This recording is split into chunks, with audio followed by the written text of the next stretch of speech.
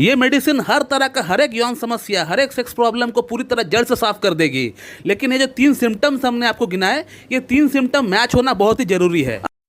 Sex problem के लिए homeopathic medicine selenium metallicum को इस्तेमाल करने का सही तरीका क्या है, आज हम लोग इस वीडियो में ये बात करने वाले हैं। दोस्तों, जैसे कि आपको पता है कि होम्योपैथी में एक डिजीज़ के लिए, एक रोग के लिए अनेक मेडिसिन अवेलेबल होती है, जो कि उस रोग का अलग अलग सिम्टम्स के अकॉर्डिंग, अलग अलग प्रेजेंटेशन के अकॉर्डिंग काम करती है। ठीक उसी प्रकार से सिलेनियम जो होम्योपैथिक मेडिसिन है, ये भी खास तौर पर पुरुषों की जो सेक्स प्रॉब्लम होती है, पुरुषों की जो इरेक्टाइल डिस्फंक्शन की प्रॉब्लम होती है, प्रीमैच्योर इजैकुलेशन की जो प्रॉब्लम होती है, नाइटफॉल की प्रॉब्लम होती है, स्पर्मेटरी यानी धात की जो प्रॉब्लम होती है, ये इसमें बहुत ही बढ़िया काम करती है। अब सिलेनियम को सेक्स प्रॉब्लम के लिए कैसे इस्तेमाल करना चाहिए, इस टॉपिक का ऊपर आने से पहले आपको यह समझना पड़ेगा कि सिलेनियम किसको फायदा करने वाली है। ये मेडिसिन अकेला सबका सेक्स प्रॉब्लम ठीक कर देगी ऐसा तो नहीं है।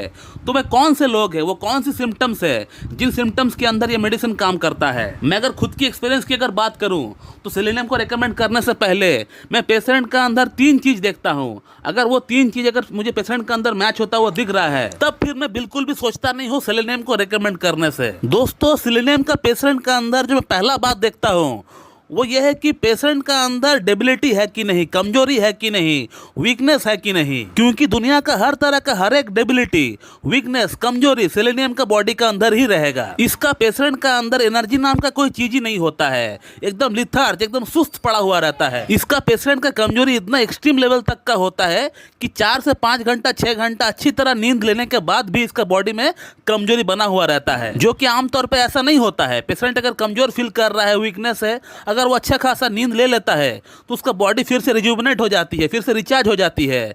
लेकिन इसका केस में ऐसा नहीं होता है। तो मैं केस टेकिंग के दौरान हमेशा ये चीज पूछता हूं कि पेशेंट का बॉडी का अंदर कमजोरी है कि नहीं, वीकनेस है कि नहीं। अगर मुझे वीकनेस अगर दिखता है तो मैं एक बार बिल्कुल सिलेनियम के बारे में सोचता हूं। अगर आगे का सिम्टम्स मैच करता है तो सिलेनियम में रिकमेंड भी करता हूं। अगला जो सिम्टम है, ये बहुत बड़ा सिम्टम होता है सिलेनियम को रिकमेंड करने के लिए, लेकिन उसके लिए हमें थोड़ा ऑब्जर्व करना पड़ता है। पेशेंट को थोड़ा देखना पड़ता है, फिजिकली उसको अपीयरेंस कैसा है, इसका ऊपर जो है गौर फरमाना पड़ता है। सिलेनियम का पेशेंट अपना उम्र से थोड़ा ज़्यादा बूढ़ा दिखता है।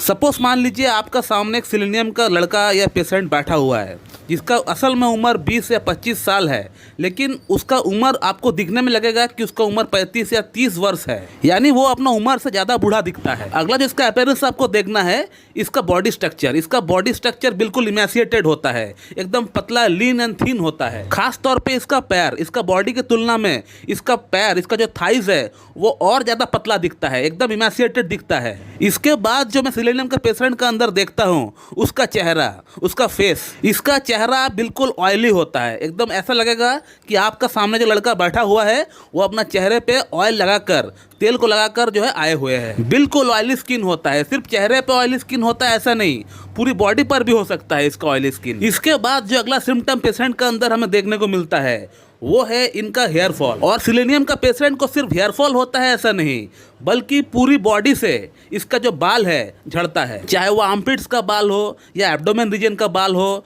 या आपका आईब्रोज हो, हर जगह से इसका पेशेंट का बाल झड़ता है। तो सिलेनियम का पेशेंट का अंदर जो अपीयरेंस को लेकर हमने 2-3 बातें की है, ये बहुत ही प्रोमिनेंट है। इसे आप बिल्कुल देख सकते हैं अपना अंदर है या नहीं। थर्ड जो सिम्टम मैं पेशेंट का अंदर देखता हूँ वो ये है कि इसका पेशेंट को स्पर्मेटोरिया यानी धात की शिकायत होगी, नाइटफॉल की शिकायत होगी। इसका प्रोस्टेटिक फ्लूइड हमेशा निकलता है। अगर टॉयलेट करने के लिए जाते हैं उसके बाद निकलता है, अगर लैट्रिन करने के लिए जाते हैं थोड़ा जोर लगाते हैं उसके बाद निकलता है, या अगर कोई औरत को देखता है या फिर कोई औरत से बात करता है तो फिर उसका वहां से चिपचिपा सा पानी जैसा निकलता है। तो धात की शिकायत और नाइटफॉल की शिकायत इसका अंदर बहुत ज्यादा होता है। अब यहाँ पर हमें सिलेनियम और एसिड फॉस जो मेडिसिन है, दोनों मेडिसिन से हमें डिफरेंशिएट करना पड़ता है, क्योंकि दोनों ही मेडिसिन का जो लक्षण होता है वो काफी एक समान दिखता है। तो सिलेनियम और एसिड फॉस को डिफरेंशिएट करने के कई सारे पॉइंट होता है, लेकिन मैं जो पॉइंट देखता हूँ वो ये है कि सिलेनियम का जो पेशेंट है इसको गर्मी बर्दाश्त नहीं होता है, बिल्कुल गर्मी बर्दाश्त नहीं होता है। उसी जगह पे एसिड फॉस का जो पेशेंट होता है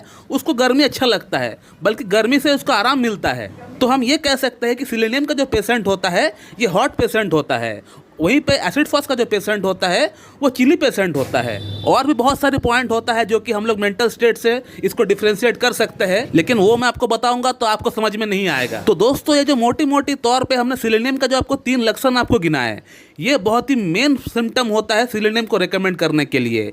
और सिलेनियम तभी काम करेगी अगर ये 3 सिम्टम मैच होता है। तो ये मेडिसिन हर तरह का, हर एक यौन समस्या, हर एक सेक्स प्रॉब्लम को पूरी तरह जड़ से साफ कर देगी।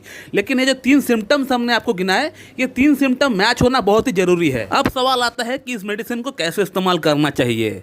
तो ये 3 सिम्टम अगर आपका अंदर मैच होता है तो फिर आप सिलेनियम को 30 पोटेंसी में लेकर आइए। उसका 2 बूंद सुबह, 2 बूंद शाम को लीजिए, 2 चम्मच पानी के साथ मिलाकर पी लीजिए। और इसी प्रकार से आप सिलेनियम 30 को 3 हफ्ता इस्तेमाल करें, 3 वीक्स आप इस्तेमाल करें। उसके बाद आप 1 हफ्ता गैप दें। जैसे 3 हफ्ता हो जाता है सिलेनियम 30 को इस्तेमाल करते हुए, उसके बाद आप स्टॉप कर दें और 1 हफ्ता आप गैप दें। 1 हफ्ता कोई मेडिसिन आप और ना लें। और 1 हफ्ता गैप देने के बाद आप सिलेनियम को 200 पोटेंसी में लेकर आइए और उसका 2 बूंद 2 चम्मच पानी के साथ मिलाकर सुबह ब्रेकफास्ट से पहले आप पी लीजिए। और जैसे ही सिलेनियम 200 को लेते हुए 1 हफ्ता हो जाता है, उसे आप बंद कर दीजिए।